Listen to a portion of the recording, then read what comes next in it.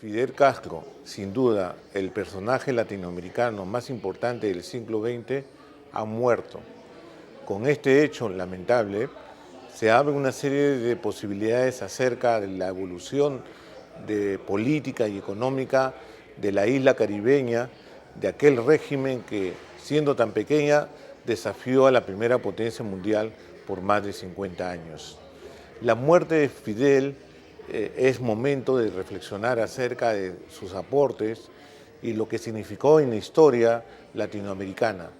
Desde su origen, la victoria de aquel grupo de jóvenes cubanos barbudos en Sierra Maestra sirvió de inspiración para generaciones de latinoamericanos que optaban por las armas para cambiar las injustas estructuras sociales que vivía la región. La estrategia del sufoquismo, diseñado justamente por Fidel Castro, reemplazó a otras estrategias de la izquierda legal peruana y latinoamericana de aquellos años. Me estoy refiriendo específicamente al papel que tenía el Partido Comunista del Perú y los partidos comunistas en América Latina, que tenían la tesis de tratar de acelerar las contradicciones sociales para iniciar la revolución. Fidel Castro le dijo, no, el camino es tomar las armas el día de hoy. Es así como en la década del 60 aparecen en distintos países latinoamericanos, en el cual el Perú no fue excepción, de una serie de grupos armados foquistas que trataban de repetir la experiencia de Sierra Maestra. Luego, Fidel Castro abandonó toda esa estrategia de apoyo de las revoluciones en América Latina al terminar la Guerra Fría. Y se inició un periodo de crisis política y económica de la Revolución Cubana cuando la Unión Soviética decidió no apoyar más debido a los cambios estructurales que atravesaba dicho país. Su desmembramiento en países significó el fin de la ayuda soviética a Cuba. Dentro de los aportes que podemos decir del régimen fidelista, podemos decir que dentro de lo positivo fue la reiterada solidaridad del pueblo cubano y de la revolución en actos humanitarios a nivel del mundo.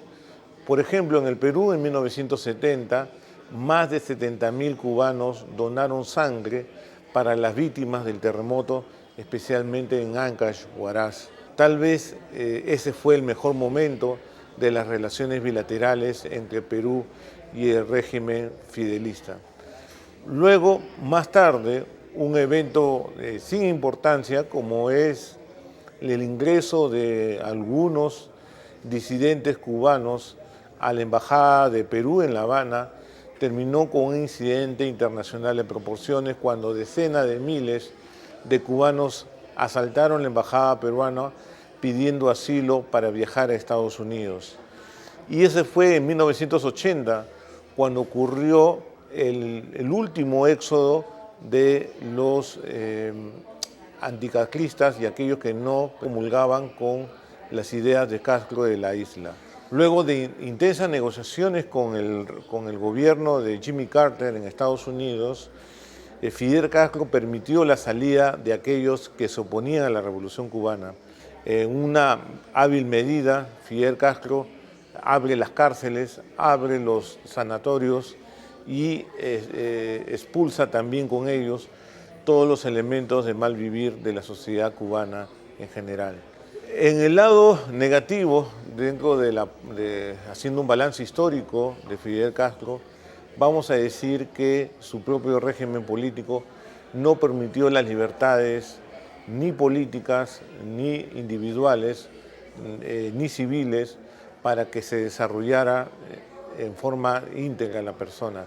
La violación de los derechos humanos siempre fue una de las constantes acusaciones contra el régimen cubano, especialmente contra aquellos disidentes, o sea, aquellos que decidieron discrepar del gobierno de Fidel Castro por las vías pacíficas. Finalmente, podemos decir que en estos claros oscuros de este personaje histórico vamos a decir que Fidel Castro fue un revolucionario que entregó una nueva utopía a nuevas generaciones e impactó en los principales hechos de la segunda mitad del siglo pasado en América Latina.